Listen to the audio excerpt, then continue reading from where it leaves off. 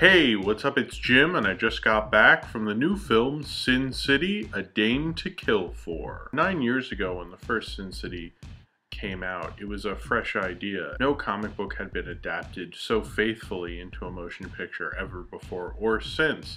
So when the idea of a Sin City sequel came about, of course they were very interested. Could this idea continue? And even though at the time my dad had actually told me that they had picked the best stories when they made the first Sin City, the original idea for this film, or as I recall it was to just make A Dame to Kill For as one movie, and then the third film would just be various short stories. And this film seems to be a mishmash of the original idea for the second and third Sin City movies. And it doesn't have the great cohesiveness of the first film. A lot of anthology films have that problem, but usually when an anthology film is directed by the same director, or in this film's case, the same directors, Robert Rodriguez and Frank Miller, usually has a level of consistency, and you would think it would, but this film doesn't as much as the first one. I think that's one of the more glaring errors towards it. The big difference here is in Sin City: A Dame to Kill For is that in the original Sin City, those are all older Frank Miller stories brought to the screen. And in Sin City: A Dame to Kill For, there are 4 stories, 2 of which were Sin City comics previously, and the other 2 are original Frank Miller stories he made just for this movie. And they're definitely the worst 2 stories of the film, because Frank Miller isn't the writer he used to be, and Robert Rodriguez isn't the director he used to be. So you get this kind of terrible combination of the 2 of them not at the height of their powers. Not that either of them were the first time, but it seemed to work out a lot better than it did in this film. This film has 4 stories, like I mentioned. The first one is Just Another Saturday Night, which is a shorter story and certainly was the most exciting. It looked the best in 3D, and I think it was probably my favorite story out of all of them. It was definitely the most fun. Mickey Rourke is back as Marv, and I liked the opening sequence. I knew Marv was going to be in more than just Another Saturday Night, but I didn't realize how much he was going to be in this movie. This film kind of suffers from sequelitis a lot, where it keeps having older characters reappear. It feels like it's trying to one-up the original film in ways you never really wanted one-upped. But Marv being throughout it was a bit much, you know. It kind of felt like they ruined the character just to have some consistency with the first film. And most of the characters they bring back who aren't organically in a story don't work as well as they did last time. It just feels like a cool cameo to get the fans excited, but it's not something that helps the story or the movie. Now the next one is The Long Bad Night, which is an original story just for this movie. Of the 2 original stories, I thought this one was the better one. It did feel like its main mission was to kind of set up O'Rourke for the second original story. It didn't really have much of a purpose beyond that. It was a kind of nihilistic, but in a way that didn't really work for the story. It felt more pointless than nihilistic in a lot of ways.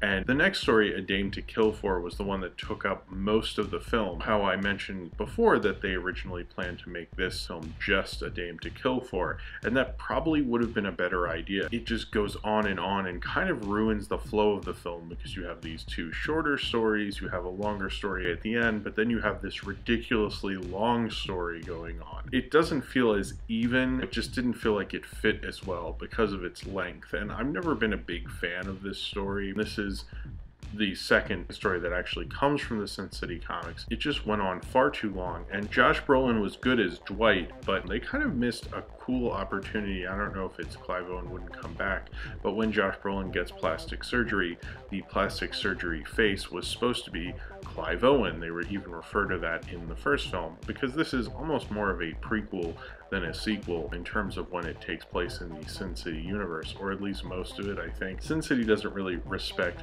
continuity too much, so who knows. And I know that's part of Dwight's character, so when he goes off and gets plastic surgery, they just have Josh Brolin look like he has like bad Clive Owen makeup on, and they try to give him Clive Owen's hair from the first film, but it just looks really ridiculous. And it would have been cooler if they had him come back and it was Clive Owen, but I guess maybe they felt that the audience wouldn't understand that that's the same person. I don't think you'd even know unless you looked it up on Wikipedia or were familiar with the comics that Josh Brolin and Clive Owen are playing the same character. Eva Green was good at playing the whole femme fatale thing. I think she got into the whole playing it up attitude of the Sin City world. She worked really well within that. I didn't really like how he brought Marv into this. I still think the story is way too long for an anthology film, because after a while I thought, like, so are we going to another story? Like, this is still going? It just seemed a little odd for an anthology film to focus just on one story in particular so heavily. Then you get to Nancy's Last Dance, which is a sequel to The Yellow Bastard. Nancy, played by Jessica Alba, wants to get her revenge on O'Rourke because he ruined Hartigan, the man who saved her from being molested by his son. Hartigan stopped that and then killed himself, and she blames the Yellow Bastard's father, O'Rourke, for this. The motivation behind her going after him, it doesn't really completely make sense. It feels too sequely, like, you know, we had to have them go after someone rather than something that made a lot of sense. I get that she probably wouldn't like him, but her amount of focus on it seems a little ridiculous. It's more of a newer Frank Miller story in that it's pretty bad. Frank Miller isn't the writer he used to be in the 80s. There's kind of only a glimmer of that guy in Nancy's Last Dance. With Bruce Willis's character in it, he just seems creepy and out of place and unnecessary. Really, he didn't need to be in there, and I wish he hadn't been in that story. He's just as a ghost, which is just beyond stupid. And they kind of try to bookend the film with The Long Bad Night and Nancy's Last Dance. It's far more awkward than it was the first time because he's in jail all that time, so you're like, oh, this is what he was doing the whole movie, I guess.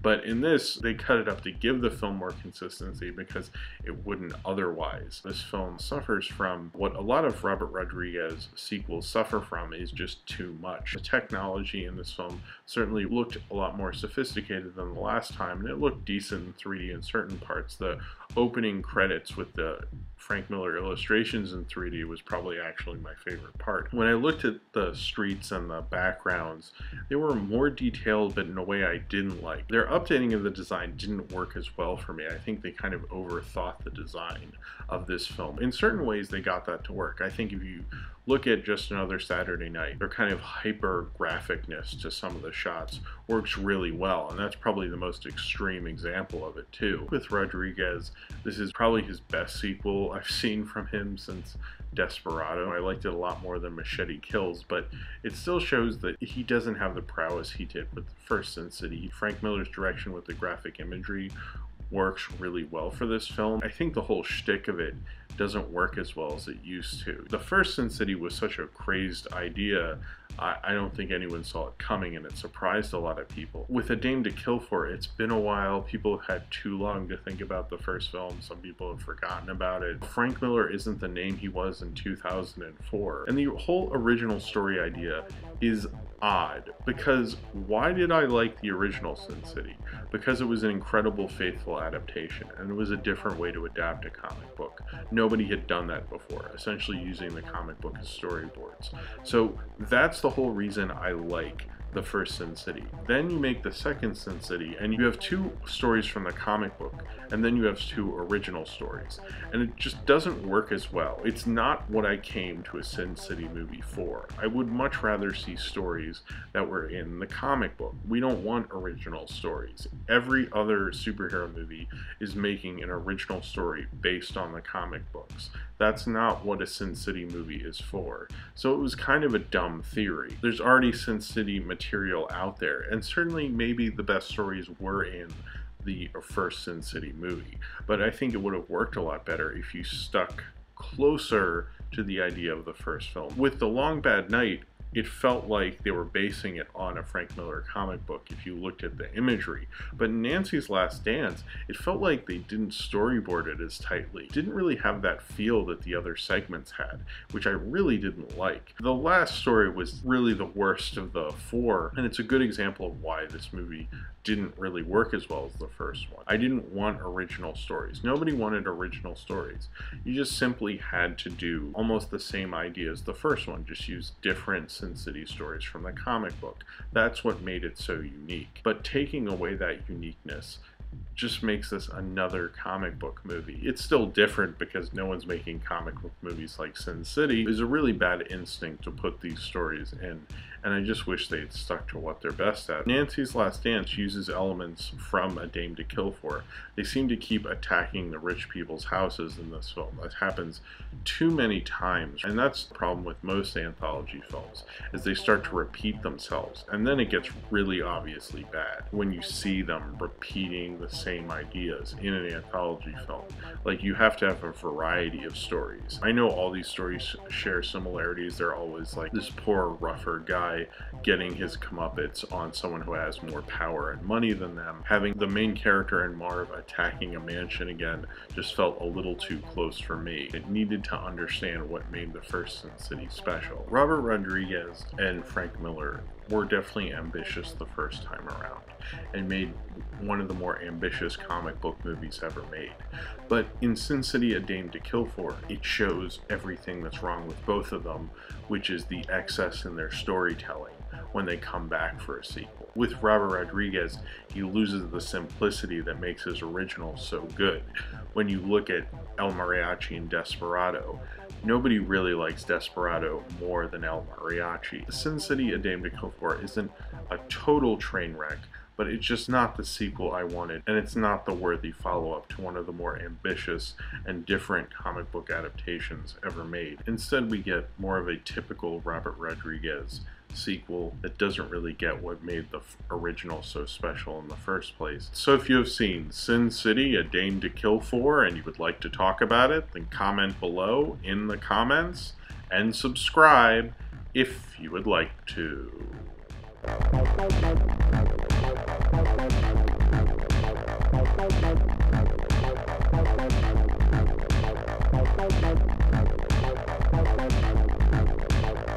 Bye.